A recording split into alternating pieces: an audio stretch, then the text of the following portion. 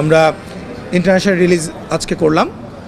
আপনাদেরকে একটা ইনফরমেশন দিই শুধু, সান ফ্রান্সিসকোতে একটা শো অনলাইনে ওপেন করা হয়েছিল এবং 57 মিনিটে সেটা হাউসফুল হয়ে গেছে।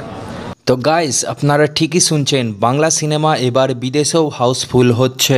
শুধু সান ফ্রান্সিসকো নয়, ফিল্মটা যেসব দেশগুলোতে রিলিজ হয়েছে বেশিরভাগ সিনেমা হলগুলো হাউসফুল দেখা গেছে। এটা বাংলা সিনেমার জন্য বিশাল একটা ব্যাপার, কারণ বাংলা সিনেমা বিদেশের অডিয়েন্সরাও পছন্দ করছে। 5 তারিখে ইন্ডিয়াতে তুফান হিন্দি ভাষাতে রিলিজ হতে যাচ্ছে।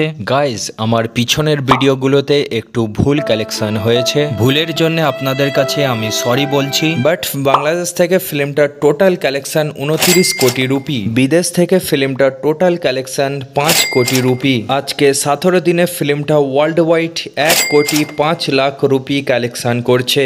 এরই সাথে তুফানের 17 দিনের ওয়ার্ল্ড ওয়াইড কালেকশন 36 কোটি 5 লাখ রুপি। তো গাইজ, এই ছিল কালেকশন আপডেটটা। ভিডিওটা ভালো লাগলে অবশ্যই একটা লাইক করবেন আর চ্যানেলকে সাবস্ক্রাইব করে আমাদের পাশে থাকবেন।